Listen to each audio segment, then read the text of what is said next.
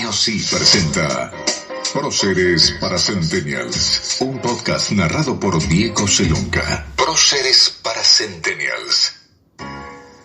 Hola, ¿cómo están? Bienvenidos a Próceres para Centennials, en este podcast donde repasamos la figura, la vida, la obra de personajes de la historia argentina que justamente han escrito esta historia que hoy vamos a tratar de contar. En el episodio de hoy nos vamos a centrar en la figura de una mujer que tiene muchísimas aristas para tratar y que es una mujer muy importante. Vamos a conocer la figura de Encarnación Escurra. Para eso nos vamos a comunicar y vamos a llamar por teléfono a Cristian Vitale, quien es autor del libro Encarnación Escurra, La Caudilla.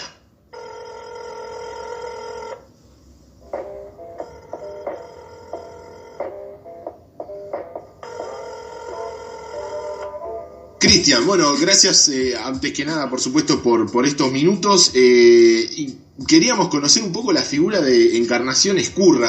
¿Quién fue Encarnación? Hola, ¿cómo te va, Diego? ¿Quién fue Encarnación? Qué pregunta, ¿eh? Qué pregunta para resolver así en el éter. Bueno, Encarnación fue una de las mujeres más importantes del siglo XIX por varias razones, digamos, y no por la que habitualmente se cree, que es haber sido simplemente la mujer de uno de los hombres más importantes de la historia argentina, que fue Juan Manuel de Rosas, ¿no? Es decir, que presentarla así de manera sintética tiene que ver con eso, ¿no? Con entenderla como una mujer que fue clave para la historia argentina política, digamos, y sobre todo social, de por lo menos la primera parte del siglo XIX. Por varios motivos, por varias razones, que si querés te las cuento. Sí, obvio. La idea es básicamente conocer, bueno, digo básicamente como si fuese algo sencillo, pero conocer la figura de Encarnación y poner en contexto al día de hoy quién fue, que tal vez, como nosotros decimos siempre acá en Próceres para Centennials, hombres y mujeres que escribieron la historia y que tal vez no tuvieron hasta algún momento el lugar en la historia que se merecían. Claro, exactamente. Y bueno, es un caso arquetípico de Encarnación, sí, porque la verdad es que dada su magnitud, digamos, en la práctica política y social de la Argentina del siglo XIX, de la Argentina decimonónica, no, digamos, lo que se conoce de ella o lo que se sabe de ella en el imaginario, lo que tiene el imaginario de Encarnación, no se condice con lo que hizo, con su obra, digamos, y con su participación activa en la política argentina de esos tiempos, ¿no? Y básicamente muy relacionada con la cuestión. Yo siempre hago un paralelo que no es específicamente, digamos, no es una analogía lineal, pero sí tiene bastantes similitudes con lo que fue Eva Perón para la historia argentina del siglo XX, por ejemplo, ¿no? Claro.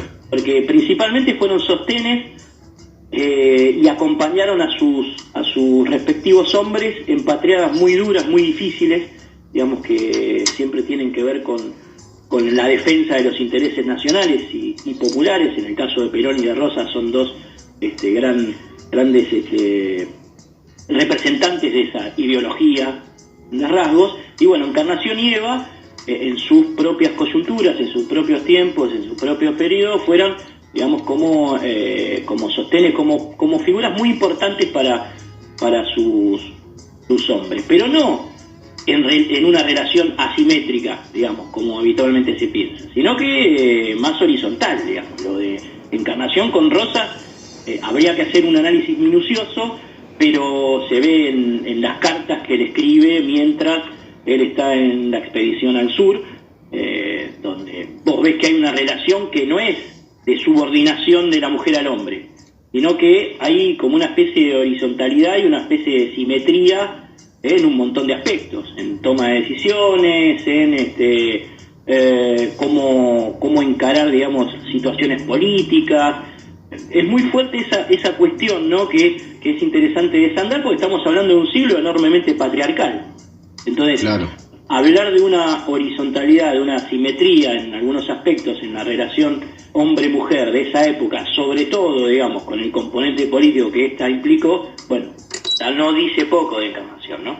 Ese sería un aspecto, digamos, ¿no? El carácter de Artemisa que tenía, de mujer que podía valerse por sus propios medios e incluso organizar una una movida militante impresionante que fue la Sociedad Popular Restauradora en 1833, bueno, una mujer organizando un grupo militante, una especie de, qué sé yo, de organización territorial y política en esa época, era difícil de concebir.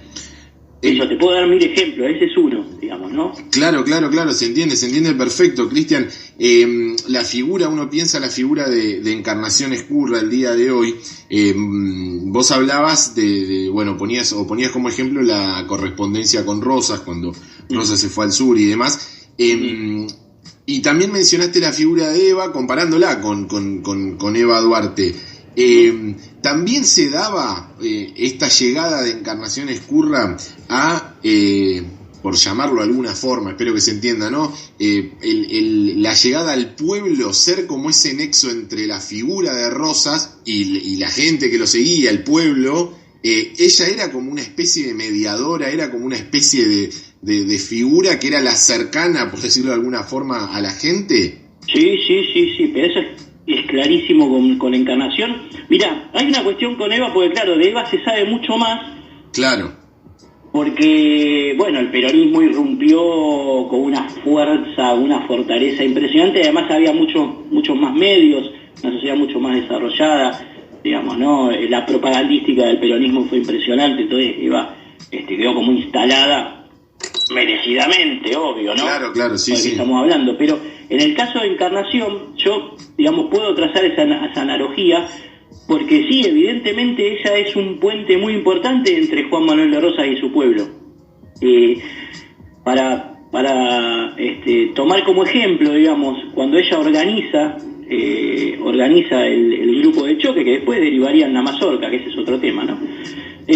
Cuando ella organiza, lo que hace es establecer vínculos con los orilleros, básicamente. Claro. En esa época tenemos que pensar en una ciudad que no superaba los 60.000 habitantes, entonces los que vivían en las orillas era la gente de, por ejemplo, no sé, ponele Constitución, Boedo, lo que hoy es Boedo, Almagro, Villa Crespo. Esas eran las periferias a donde Encarnación y su grupo militante iban a establecer vínculos con la gente, vínculos directos, digamos, ¿no? Que tenían que ver con una especie de empatía social que otros sectores políticos no tenían.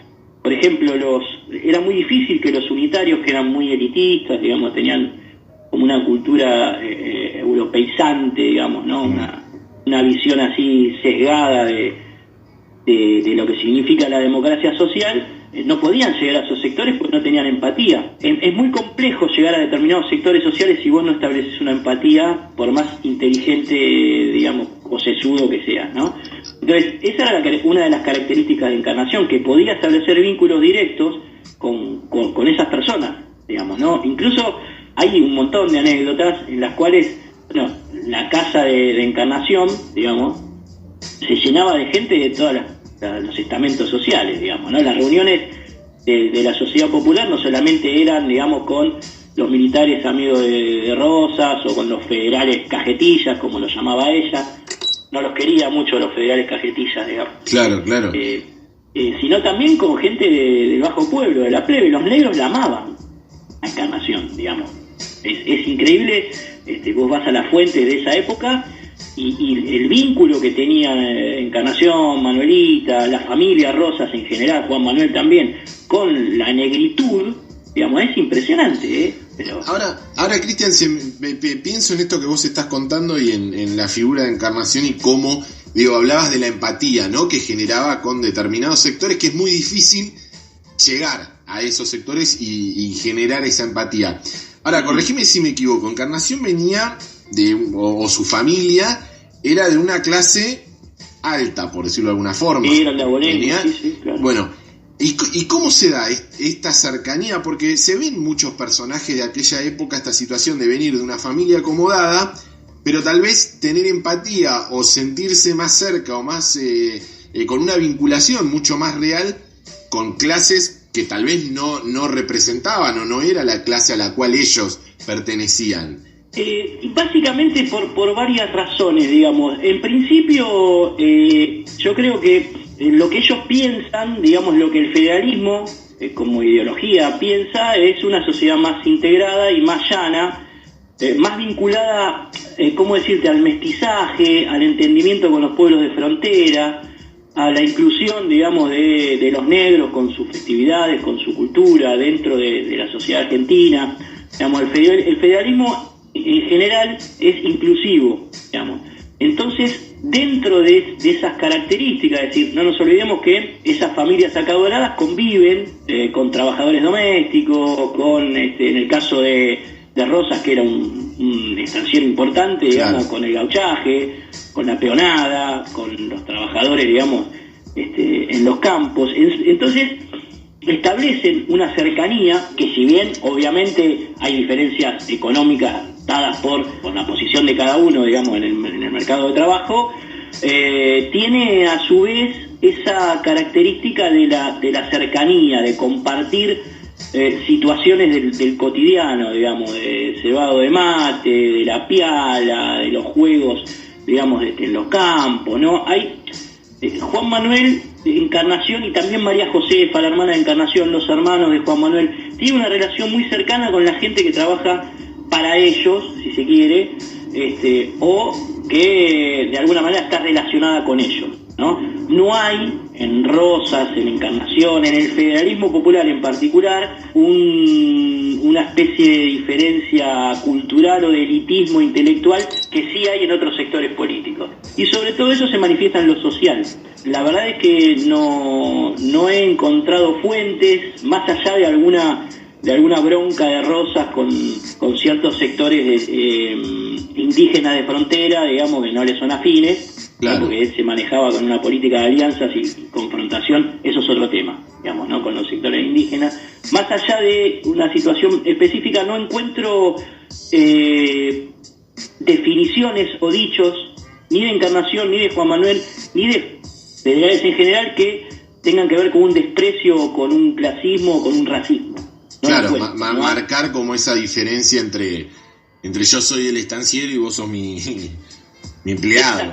Exacto. Incluso Juan Manuel escribe un diccionario pampa castellano para entenderse con las poblaciones de frontera, digamos, ¿no? Después otra discusión cuál era la intencionalidad, digamos, ¿no? Pero digo, es cierto que se establece, en vez de obligar, digamos, a los sectores de frontera a entenderse castellano, hacía el esfuerzo por entenderse en los idiomas de ellos. Pero más allá de eso, digo, lo central, y esto explica Encarnación en toda su dimensión, es que en un siglo donde vas a tener un Sarmiento que va a hablar de civilización barbarie, que va a pedir que maten a los gauchos, a los indios, que no sirven ni para bono, y todos esos despropósitos racistas de muchos positivistas intelectuales argentinos, tenés en este sector una empatía y una especie de no discriminación, de no desprecio por los sectores subalternos, sin que esto implique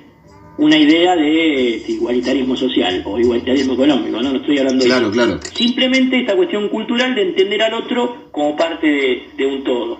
Y bueno, yo creo que la gran popularidad que tuvo Encarnación, que tuvo Juan Manuel y en general el rosismo, tiene que ver con esto, digamos, con que no discriminaban a sectores subalternos, incluso, bueno, los unitarios lo trataban a Rosas de defender a la chusma, de aliarse con sectores despreciables, digamos, lo que se dice de los militantes rosistas de parte de los sectores elitistas es tremendo, digamos, ¿no? Claro.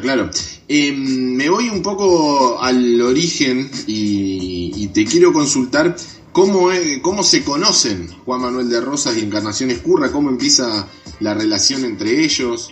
Sí, ellos se conocen porque, digamos, las familias son allegadas. Imaginemos que la ciudad de Buenos Aires en ese momento es una ciudad muy chica, se conoce todo el mundo, digamos, claro, ¿no? Y sobre todo los sectores acomodados que tienen que ver con, el sector agroexportador o el sector comerciante, digamos, ¿no? Las élites económicas se conocen muy bien, comparten, digamos, muchas situaciones cotidianas, viven cerca, Y bueno, Juan Manuel y Encarnación se conocen de adolescentes, digamos, porque las familias eran de alguna manera allegadas. Comparten, digamos, espacios de sociabilidad en común. Y claro, bueno, eso los hace ir enamorándose de alguna manera, ¿no? Es un idilio que empieza tempranito. Hace un ratito mencionabas la figura de Sarmiento como para poner el contrapunto del trato hacia el gaucho y demás, con la figura de Rosas y de Encarnación Ezcurra. Pienso en la figura de Encarnación, que durante muchísimos años, me parece que hasta no hace tanto, estuvo como, por decirlo de alguna forma, en un segundo plano, en un segundo lugar, se la dejó como de lado.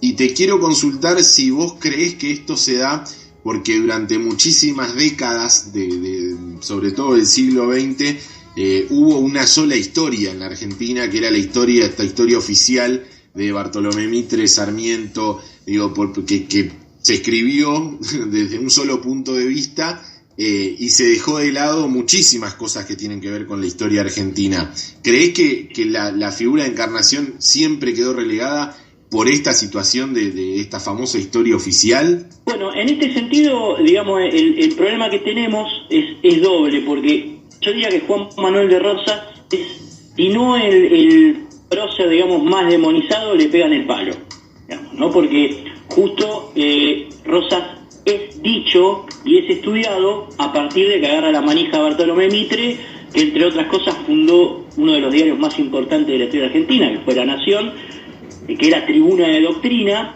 digamos, enemigo, ¿no? Mitre de Rosas, para que se entienda, y además es como el primer historiador entronizado, o vamos a decir, académico, que existe en la historia argentina. Entonces él escribe la historia. Cuando alguien escribe la historia, que es eso que vos llamás historia oficial, lo que hace es escribirla interesadamente, digamos, ¿no? Obvio, el dueño de la historia cuenta lo que quiere y lo que no lo omite. Y Juan Manuel de Rosas, que en ese momento era el enemigo de los liberales más fuerte, que incluso había ya perdido su guerra, su batalla en Caseros, estaba exiliado en Inglaterra, le daban de todos lados, ¿no? Entonces vos tenías el diario más importante demonizando la figura de Juan Manuel de Rosas como el bárbaro, el asesino, el hispano católico atrasado, digamos, una serie de cuestiones que cayeron sobre él, ideológicas, políticas, ¿no? Y también tenías una historia que se estaba empezando a escribir con él como foco de todo lo malo. Rosas era la encarnación de lo que no había que hacer para la historia oficial. Y yo creo que Encarnación, de la redundancia, cae en ese problema. Y después tenés otros problemas que tienen que ver con cómo defender a Rosas desde el campo nacional y popular, o desde el revisionismo popular, para enfrentar esas visiones academicistas, mitristas, liberales, sin caer en la apropiación que hicieron de Juan Manuel los sectores más relacionados con la derecha hispano-católica, conservadora, digamos, ¿no? Porque la primera reivindicación de Rosas, fuerte, se hace desde esos sectores, que no son necesariamente populares, digamos, ¿no? El nacionalismo exclusivista de la década del 30, de Uriburu, digamos, ¿no? De Leopoldo Lugones, toda esa línea de Ibarguren, son los que empiezan a reivindicar la figura de Rosas, pero desde un lugar que no es el que después reivindicaría lo que sería el revisionismo popular de José María Rosa, de Fermín Chávez, ¿no? Del peronismo en general, o de buena parte del peronismo, porque no todo el peronismo es rosista. Bueno, entonces te enfrentás con todo ese tipo de situaciones, de problemas historiográficos e ideológicos. Y yo creo que Encarnación, volviendo a la pregunta que me haces vos, a veces me voy un poco por las ramas, pero bueno. No, está perfecto. Respecto a la pregunta que me haces vos, es muy difícil, porque encima de todo eso, encima de ser la mujer del demonio, ¿no? Para la historia oficial, también es mujer. Y ahí ya tenés, digamos, un plus que tampoco ha favorecido el conocimiento de su figura, digamos, ¿no? O el reconocimiento de su figura. A lo sumo, los manuales, no sé ahora qué dirán los libros de historia para los chicos de la escuela media, o de la primaria, pero en su momento simplemente la mencionaban como una bandida que había armado una organización violenta de choque, que era la Mazorca, y ya está. Y no había ninguna explicación más acerca de Encarnación, ni de la Mazorca, ni de nada, digamos, ¿no? Sí. Vos hoy decís Mazorca y aparece toda una especie de fantasmas. No, la Mazorca, una organización violenta. No, si querés yo te explico la Mazorca. La Mazorca no es eso, es un grupo de choque que nace como reacción a una violencia superior que era la de los unitarios, digamos, los degolladores del 28, los fusiladores de Dorrego, digamos. La Mazorca nace como una reacción además contra las conspiraciones contra la Confederación Argentina de Juan Lavalle en 1840, 1839, el intento de asesinato a Rosas, en el cual casi muere Manuelita, digamos, no explotó un explosivo, sino morían los dos. Hay un montón de detalles históricos que necesitan ser explicados para entender determinados procesos, ¿no?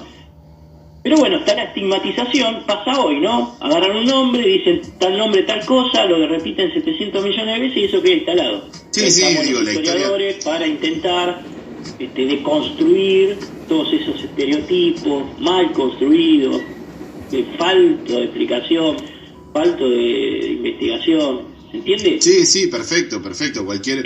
Bueno, entonces, volviendo a tu pregunta, Encarnación, yo creo que la omisión tiene que ver con todos estos aspectos, digamos, ¿no? Mencionaste varias veces al catolicismo, la religión y demás. ¿Qué papel tenía la religión en ella, digo, en Encarnación? ¿Qué papel jugaba? Si era una persona de fe, una persona creyente. Sí, era católica, era profundamente católica. Ella era de herencia de realengo, digamos, hispana, era muy católica. Lo que pasa es que el federalismo era católico, porque no olvidemos que estamos hablando del siglo XIX. El continente americano, no solamente Argentina, había sufrido la conquista española con todo lo que sabemos de ella, con la imposición de una nueva religión, de una nueva lengua, y entonces los pueblos eran profundamente católicos, digamos, en general. Claro. En general, ¿no? Había sectores de los pueblos originarios que no, que defendieron sus culturas, sus lenguas, pero en general eran profundamente católicos. Ese es otro de los lazos que hay, que te decía, entre la sociedad de ese momento y el federalismo.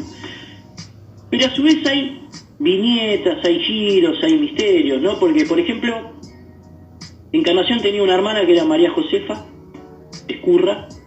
María Josefa Ezcurra tiene un hijo con Manuel Belgrano, que va a ser criado por el matrimonio de Rosas Encarnación, pues es un hijo legítimo, entre comillas, es un hijo natural, digamos. Tuvo una relación extramatrimonial con todo lo que ello implicaba entre Belgrano y María Josefa. Entonces, ese niño va a ser criado por Juan Manuel y Encarnación. Se llamó Pedro Rosas y Belgrano, el apellido tenía doble apellido, Rosas y Belgrano, y Encarnación siempre defendió a su hermana. ¿Viste? No es que cayó en la mancha de la pecadora, y al contrario, digamos, ¿no? Claro. Me va siguiendo en el relato. O sea, era como oponerse, digamos, ser católica, pero a su vez oponerse a la opresión moral del catolicismo en los hechos. Claro, sí. No, es algo que pasó con el peronismo también. El peronismo es católico, se basa, o parte de su doctrina se basa en la doctrina social de la Iglesia, pero a su vez, en el 54 Perón, digamos, decreta o saca la ley del divorcio, apoya la ley del divorcio y amaga con la del aborto. ¿Se entiende? Claro. O sea, hay como una especie de tensión entre una determinada cosmovisión espiritual o religiosa y los hechos que contrastan con esa cosmovisión. A mí me parece que en el caso de Encarnación pasa eso. En los hechos no es tan católica como parece en el discurso. Claro, sí, se entiende perfecto. Más o menos pasa por ahí la cosa. Encarnación muere muy joven, muere a los 43 años. 1838. ¿En qué momento le llega la muerte? Digo, ¿en qué momento político, social y demás estaba atravesando en ese momento la Confederación? Digo, ¿cómo estaba planteada la situación cuando muere? Vuelvo a recalcar, ¿no? Demasiado joven, a los 43 años. Sí, otra relación otro vínculo con Eva, ¿no? Bueno, Eva muere mucho más joven, a los 33. Bueno, sí, Encarnación muere a los 43, en 1838. Es el tercer año del segundo gobierno de Rosas. Empezó en 1835 ese gobierno, después de la muerte de Facundo Quiroga y una serie de acontecimientos que tenían que ver con las internas federales, que eran muy fuertes. Y bueno, llega la muerte de Encarnación en un momento complicado porque Rosas tiene muchos problemas. La Confederación empieza a tener muchos problemas en ese momento porque hay una especie de reorganización o rearmado de la oposición. Que la oposición era un poco lo que es ahora, digamos. Era un entramado de intereses extranjeros con intereses, digamos, nacionales. O, si me pongo más militante, te digo títeres. Pero bueno, vamos a dejar, o cipayo. Pero vamos a dejar, digamos, una palabra más moderada. Había sectores, digamos, de la Confederación Argentina que estaban aliadas por intereses económicos con sectores extranjeros. Entonces vos tenés en la mira de la Confederación, la Confederación en la mira de el Imperio Francés, el Imperio Inglés, el Imperio Portugués, los sectores unitarios, los sectores liberales y una facción del Partido Federal. Es decir, la Confederación, cuando muere, Encarnación está rodeada por todos esos sectores que la quieren desbancar, digamos, no quieren derrocar a Rosas, que, dicho sea de paso, había ganado las elecciones del 35 con un 90% de los votos. Fueron un despelote esas elecciones. Entonces, en ese contexto, Juan Manuel de Rosas se queda sin su mujer. Y al quedarse sin su mujer, digamos, ocurren muchos problemas que también, jugando a las analogías, podrían ser comparables a lo de Juan Domingo cuando se muere Eva, digamos, ¿no? Se queda sin su sostén espiritual, sin su contención, digamos, principal, y bueno, le cuesta muchísimo más afrontar todos estos problemas que, como decía antes, tiene que ver con la irrupción de los grandes estancieros del sur, de la provincia de Buenos Aires, más que el sur, de Dolores, Chascomús, digamos, toda esa zona que son los libres del sur, que se rebelan y se levantan contra la Confederación. Tiene el problema de los uruguayos que están aliados con los portugueses en la toma de la isla Martín García, es decir, le arrebatan la isla Martín García a la Confederación Argentina, puntualmente te digo, ¿no? Tiene el bloqueo francés, que es uno de los dos que sufrió la Confederación, sufrió el francés en el 38 y el anglo-francés en el 45, en este caso en el Río de la Plata. Es decir, está atacado por muchos lados la Confederación Argentina, y justo se muere Encarnación. Vos tenés la Liga Federal Unitaria que ataca con Lavalle, tenés la ocupación de la isla Martín García con todo el peligro que ello conlleva por la cercanía de las tropas de ocupación, tenés el levantamiento de los libres del sur, y tenés otra situación también muy fuerte, que es la rebelión de la provincia de Corrientes contra la Confederación, de Verón de Astrada. Por lo tanto, imagínate contexto de la situación, y justo se le muere Encarnación a Juan Manuel, que era como una especie de batalladora incansable, ¿no? Así que bueno, este es el contexto en el cual se produce su fallecimiento. Cristian, ya para ir cerrando, y por supuesto agradeciéndote este rato que nos has brindado acá en este podcast de Próceres para Centennials, al sepelio, tengo entendido, de Encarnación asistieron cerca, o al menos la especulación que hay, los números que se manejan, cerca de 25.000 personas sobre una población de casi 60.000 que había. ¿Vos crees que eso muestra esta llegada que hablábamos hace un rato hacia los sectores más populares, y que muestra lo que representaba la figura de Encarnación para la gente en ese momento? Sí, claro. Sí, no, eso está en las notas de la Gaceta Mercantil, y también están los testimonios incluso de opositores a Rosa, porque el sepelio de Encarnación fue uno de los actos más populares y multitudinarios de la época, digamos, ¿no? En donde no solamente concurren algunos diplomáticos extranjeros, por supuesto toda la plana, digamos, de la administración Rosa, diciéndolo en términos actuales, sino también ese pueblo bajo, o esos sectores subalternos de los que hablábamos antes.